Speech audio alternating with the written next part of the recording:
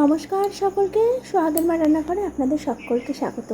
সকাল সকাল উঠেছি, তবে জানেন তো সকালবেলা উঠলে এই গাছ ভর্তি ফুল দেখে মনটা একদম ভরে যায়। সবুজ ঘাসে চারিদিকটি যখন ভরা, তার মাঝখানে দুটো চারটে ফুল, অসম্ভব ভালো লাগে।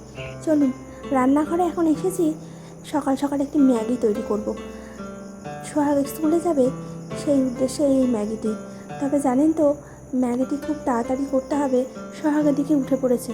তাই চটপট এটি করেই সোহাগকে আবার রেডি করতে হবে। এই যে সঙ্গে ছিল একটু ম্যাগি মশলা, ম্যাগির মধ্যে সবসময়ই থাকে। তবে জানেন তো এক এক সময় দেখি এক একটি ম্যাগিতে মশলা প্রায় ফাঁকাই যায়। চলুন মশলাটি দিয়ে দিই, খুব চটপট রেডি করে নিতে হবে। আবার এটাকে ঠান্ডাও করে দিতে হবে, নাহলে জানেন তো অনেক সময় টিফিন বক্স থেকে যখন টিফিনগুলো খুলতে পারে না, তখন আবার ম্যাম তাকে হেল্প করে দেয়। সোহাগ যে স্কুলটিতে পড়ে, সেখানকার যে ম্যামগুলো আছে অসম্ভব ভালো। জানেন, প্রতিটি বাচ্চাকে এত সুন্দর যত্ন করে পড়ায়। আর শুধু পড়ানো নয়, তার সঙ্গে আছে তাদের ভালোবাসা। চলুন, হয়ে গেছে এটি সোহাগের টিফিন বক্স। চটপট এটিকে দিয়ে দেব। দিয়ে দেওয়ার পর একটু পাখার তলায় ঠান্ডা করব, যাতে কিছুক্ষণ পরেই ঠান্ডা হয়ে গেলে এটি দিয়ে দিই। নাহলে এই যে টিফিন বক্সের ঢাকনাটা আছে দেখতে পাচ্ছেন তো, এটি ঠিক আর খুলতে পারে না, তখন হয়ে যায় মারাত্মক অসুবিধে। আর বাড়িতে এসে তখনই জানেন একরকম আমার সঙ্গে যুদ্ধ করতে থাকে। চলুন, ভাবছি এটাকে একটু পাখার তলায় দিয়ে দিই। চলুন সোহাগের কাছে যাই। এদিকে সোহাগ রেডি হয়ে গেছে। তোমার টিফিন, পছন্দের টিফিন দিয়েছি আজকে, দিয়েছি তোমার পছন্দের টিফিন দিয়েছি। কি বলো তো?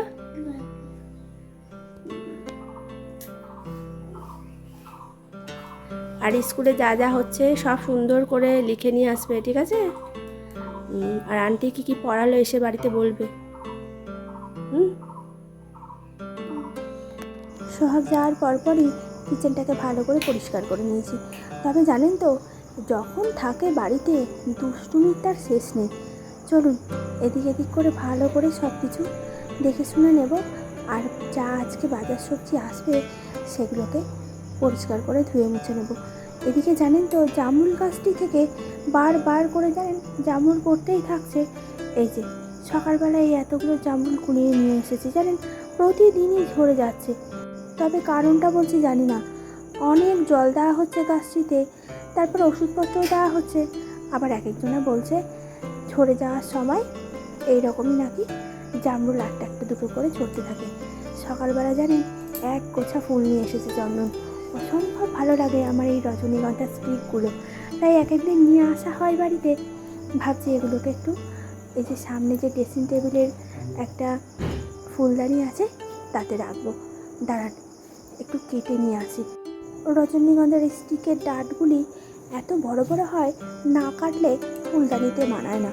তবে জানেন তো দুটো একটি ছোট বড় করে কাটতে হবে, তবে বেশ ভালো করে সুন্দর করে বসে। এই যে এগুলোকে কেটে নিয়ে এসেছি, এরপর টুকটুক টুকটুক করে ভেতরে সাজিয়ে নেব। তবে জানেন তো এই সকালবেলাটা না মারাত্মক সমস্যা হচ্ছে।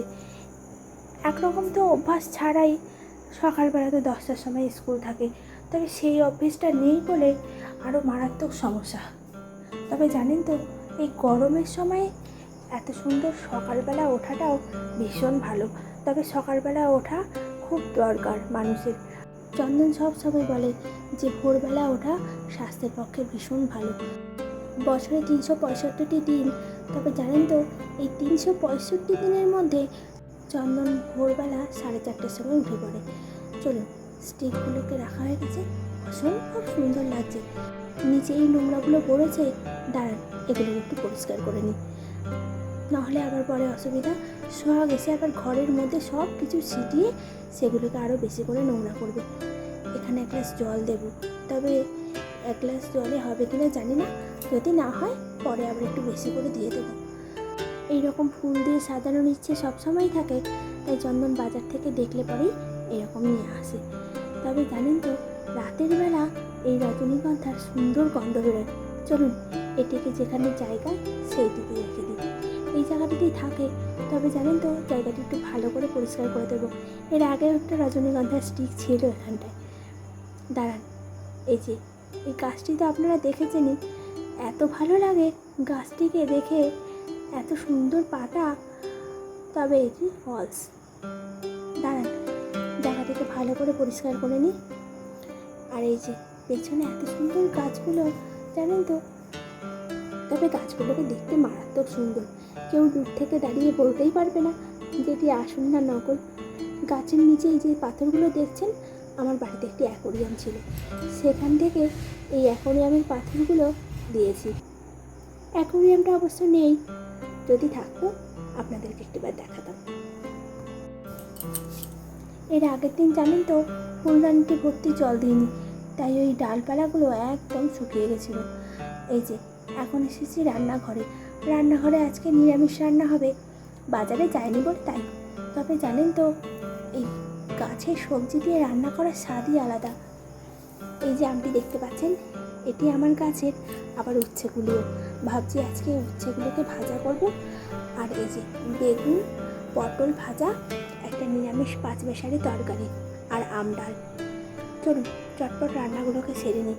রান্নাগুলোকে তাড়াতাড়ি সেরে নিলে জানেন তো মনে হয় একটু হাঁপ ছেড়ে বাঁচলাম।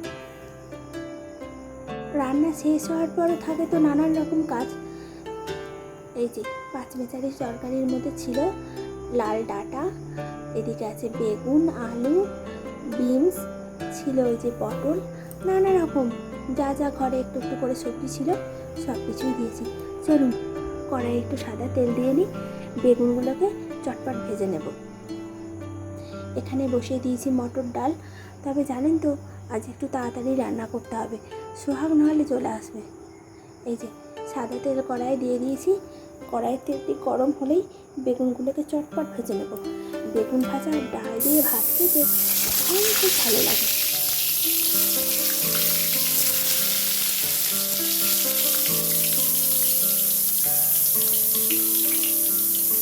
বেগুনটা ভাজা হয়ে যাওয়ার পর কড়াইয়ে এতখানি তেল ছিল জানেন, আর এই তেলটিকে নামাইনি। ভাবলাম এর মধ্যেই পাঁচফোড়ন দিয়ে দিই, আর দিয়ে দিই একটু মশলা, জিরা আদা লঙ্কা, এছাড়া আর কিছু নয়। ভালো করে মশলাটিকে কষিয়ে নেব, তারপর দিয়ে দেবো একটু তেজপাতাটাকে আমি শেষেই দিই। তবে জানেন তো আজকে এই তেজপাতা মশলার গন্ধটিতে একদম নাক মুখ ঝাঁঝিয়ে আসছিল। কদিন ধরেই দেখতে পাচ্ছি জানেন, হালকা হালকা সর্দি যেন একদম পিছু ছাড়ছে না। সোহাগেরও তাই, কেমন যেন সর্দি সর্দি সব সময় লেগেই থাকে। চলুন মশলা কষানো হয়ে গেছে, সঙ্গে দিয়ে দেবো নুন আর হলুদ। দু একটিবার এমনও হয় যে ওষুধ না খাওয়া অবধি যেন সর্দি পিছুই ছাড়তে চায় না। সবজিগুলোকে এক এক করে দিয়ে দেবো। এই পাঁচমিশালি সবজির তরকারিটা এত ভালো লাগে। তবে জানেন তো যতখানি না নিরামিষ দিনে ভাত ডাল তরকারির সঙ্গে যায়, তার থেকে বেশি ভালো লাগে আতপ চালের খিচুড়ির সঙ্গে, অসম্ভব সুন্দর লাগে।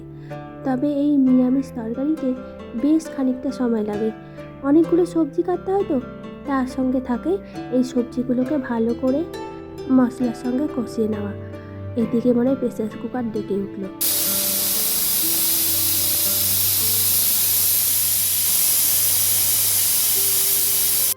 মটর ডাল আজকে ভালো করে সেদ্ধ করে নেব। এর আগের দিন জানেন কি হয়েছে, মটর ডালটি তো হালকা প্রেসার কুকারে দিয়েছিলাম, ওই 2-1টি সিটি দিয়ে নামিয়ে নিয়েছিলাম, কিন্তু তারপর দেখছি ডাল যেন আমার দিকেই তাকিয়ে আছে। তারপর আবার বেশ খানিকটা সময় ধরে ডালটাকে সেদ্ধ করতে হলো। চলুন ঢাকনাটা দিয়ে দিই, তাহলে ভালো করে তাড়াতাড়ি নরম হয়ে আসবে সবজিগুলো, আর তাড়াতাড়ি হয়েও যাবে। ব্যাস আজ এখানেই শেষ করলাম, তরকারি প্রায় হয়ে এসেছে। চলুন দেখা হবে আর একটি ভিডিওতে। ততক্ষণ ভালো থাকবেন, সুস্থ থাকবেন, আর সকলকে ভালো রাখবেন। আর অবশ্যই কমেন্ট করে জানাবেন ব্লগগুলি আপনাদের কেমন লাগছে।